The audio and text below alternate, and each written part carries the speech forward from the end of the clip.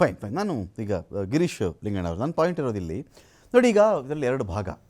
ಒಂದು ಯುದ್ಧನೇ ಅಂತ ಬಂದಾಗ ಅದಕ್ಕೆ ಬಳಸಬಹುದಾದ ಶಸ್ತ್ರಾಸ್ತ್ರ ಸಾಧನ ಅದರದ್ದು ವಿಧಾನಗಳೇ ಬೇರೆ ಇರುತ್ತೆ. ಸರ್ಜಿಕಲ್ ಸ್ಟ್ರೈಕೆ ಅಂತ ಬಂದಾಗ ಎಲ್ಲರೂ ಹೇಳ್ತಾರೆ ಸರ್ಜಿಕಲ್ ಸ್ಟ್ರೈಕ್ ಆದರೂ ಗನ್ನೇ ಬಳಸ್ತಾರೆ ರೀ, ವಿಮಾನವನ್ನೇ ಬಳಸ್ತಾರೆ ಅಂಥೇಳಿ. ಇಲ್ಲಿ ನೋಡಿ, ಇದು ನಾವು ಡಿಪ್ಲೊಮ್ಯಾಟಿಕ್ ಆಗೂ ಹ್ಯಾಂಡಲ್ ಮಾಡಬೇಕು. ಅಂತಾರಾಷ್ಟ್ರೀಯ ಸಮುದಾಯದ ಕಣ್ಣಲ್ಲೂ ಕಪ್ಪು ಚುಕ್ಕೆ ನಾವು ತೊಗೊಳ್ಬಾರ್ದು. ನಾಳೆ ದಿನ ಪಾಕಿಸ್ತಾನ ಪ್ರೂಫ್ ಕೇಳಿದಾಗಲೂ ರೀ ನಿಮ್ಮ ನೆಲದಲ್ಲಿ ಒಂದು ದಾಳಿ ಆಯಿತು, ನಿಮ್ಮವರೇ ಯಾರೋ ಬಂದು ಹೊಡೆದಿದ್ದಾರೆ ಅಂತ ಹೇಳಿ ನನ್ನ ಮೇಲೆ ಗುಬೆ ಕೂರಿಸ್ಕೊಂಡು ನನ್ನ ಮೇಲೆ ನಿಮಗೆ ಒಂದು ಯುದ್ಧ ಮಾಡೋಕ್ಕೋ ಜಗಳ ಮಾಡೋಕ್ಕೋ ನೆಪ ಬೇಕಾಗಿತ್ತು, ಇದನ್ನ ಇಟ್ಕೊಂಡು ಬಂದಿದ್ದೀರಾ ಅಂತ ಹೇಳಿದಂತೆ ಇರುತ್ತೆ.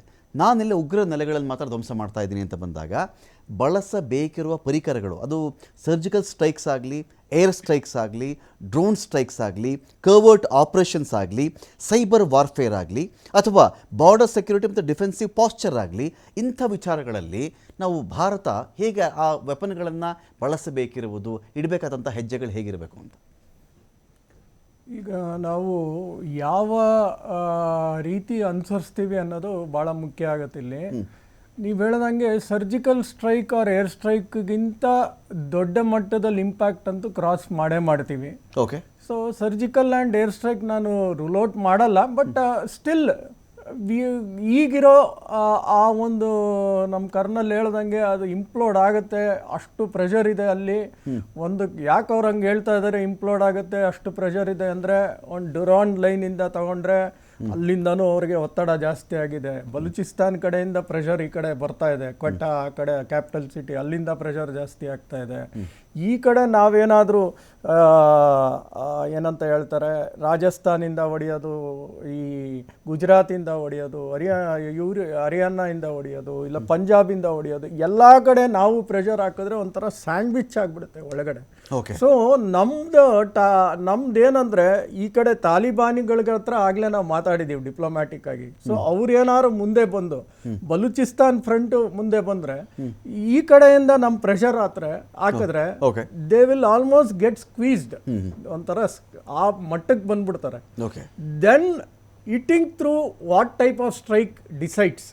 ಇನ್ನು ಅದನ್ನ ಇಲ್ಲಿ ವಾರ್ ಬಗ್ಗೆ ಮಾತಾಡ್ತಾ ಇದ್ದೀರಾ ಅಥವಾ ಪರ್ಟಿಕ್ಯುಲರ್ ಆಗಿ ಟೆರರಿಸ್ಟ್ ಸ್ಪಾಟ್ಸ್ ಯಾವ್ದು ಲಾಂಚ್ ಪ್ಯಾಡ್ ಇದೆಯೋ ಅದನ್ನ ಗುರಿ ಇಟ್ಟು ಮಾತಾಡ್ತಾ ಇದ್ದೀರಾ? ಈಗ ನಾನು first create an commotion in such A way ಯಾವ ಕಡೆ ಹೋಗ್ಬೇಕು ಅಂತ. ಈಗ ಏನಾಗ್ಬಿಟ್ಟಿದೆ ಅಂದ್ರೆ, ಈಗ ಆರ್ಮಿ ಈ ಡುರಾನ್ ಲೈನ್ ಅಲ್ಲಿ ಹತ್ತಿದ್ರೆ ಈಗ ಬರೀ 3 ಇಟ್ಟಿದ್ದಾರೆ, 7 ಈ ಕಡೆ ತರ್ತಾ ಇದ್ದಾರೆ.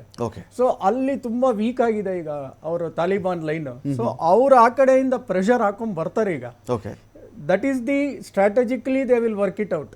ನಾವು ಈ ಕಡೆಯಿಂದ ಪ್ರೆಷರ್ ಹಾಕೊಂಡ್ ಬರ್ತೀವಿ, then they will find out the right points to hit, whether it is a terror places ಆಗಲಿ, ಮಿಲಿಟರಿ ಕ್ಯಾಂಪ್ಸ್ಗಳಾಗಲಿ, ಇಲ್ಲ ಅವ್ರ air bases like near Karachi, Masroor air base where there nuclear weapons are stored, ಆ ಥರ ಮೇಜರ್ ಟಾರ್ಗೆಟ್ಸ್ಗಳನ್ನ ಹಿಟ್ ಮಾಡೋಕ್ಕೆ ಶುರು. Israel ಮೇಲೆ ದಾಳಿ ಆದಾಗ ಇಸ್ರೇಲ್ ಏನು ಮಾಡ್ತು ಅಂತ ಹೇಳಿದ್ರೆ, ಈ ಗಾಜಾ ಸ್ಟ್ರಿಪ್ ಅಥವಾ ಗಾಜಾ ಪಟ್ಟಿ ಅಂತ ನಾವು ಕರಿತೀವಲ್ವಾ, ಅಲ್ಲಿಗೆ ಅನೇಕ ಅವ್ರದ್ದೇನೊಂದು ವಾಟರ್ ಲೈನ್ ಆಗಲಿ, ಬೇರೆ ಆಹಾರದ ವಿಚಾರ ಆಗಲಿ, ಅವ್ರಿಗೇನೋ ಸಪ್ಲೈಸ್ ಇರುತ್ತೋ ಎಲ್ಲವನ್ನು ಕೂಡ ಸ್ಟಾಪ್ ಮಾಡ್ಕೊಂಡು ಬಂತು ಇಸ್ರೇಲ್.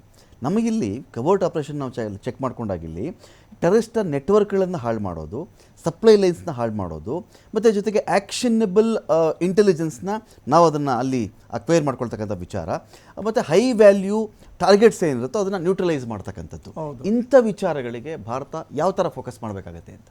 ಅಲ್ಲ, ಈಗ ನಾವು ಆ್ಯಕ್ಚುಲಿ ಈ ಥರ ಒಂದು ಕಮೋಷನ್ ಯಾವಾಗ ಸಿಚುಯೇಷನ್ ಅವ್ರಿಗೆ ಡೈವರ್ಷನ್ ಮಾಡ್ತೀವಿ ಅವಾಗ ನಮ್ಮದು ಕೋವರ್ಟ್ ಆಪರೇಷನ್ಸ್, ಮುಸ್ಕುದಾರಿಗಳು, ಇದು that is well known that these are Indians only. So they will start their operations.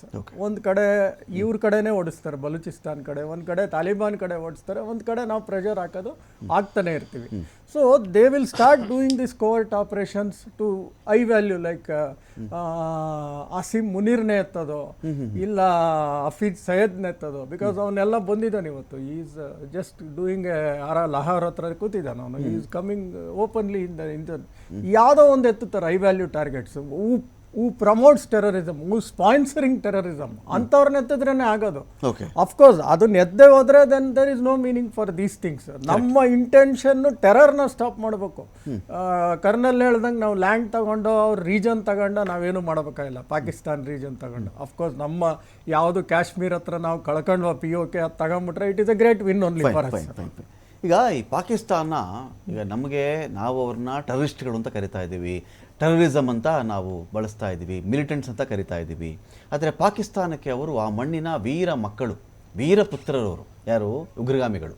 Pakistan ಹಾಗೆ ಬೆಳೆಸಿರೋದು. ಅವರು ಪ್ರಾಕ್ಸಿ ವಾರ್ ಮಾಡೋದರಲ್ಲಿ ನಿಷ್ಣಾತರು ಅವರು ಕೂಡ. ಹಾಗಿದ್ದಾಗ ಅವ್ರ ಮೇಲೆ ದಾಳಿ ಮಾಡಲಿಕ್ಕೆ ಹೋದಾಗ ಪಾಕಿಸ್ತಾನ ಮೇಲೆ ಯುದ್ಧಕ್ಕೆ ಬಂದಿದ್ದಾರೆ ಅಂತ ಅವರು ಟ್ರೀಟ್ ಮಾಡಿದ್ರೆ ಭಾರತದ ಆಪ್ಷನ್ಸ್ ಏನೇನು?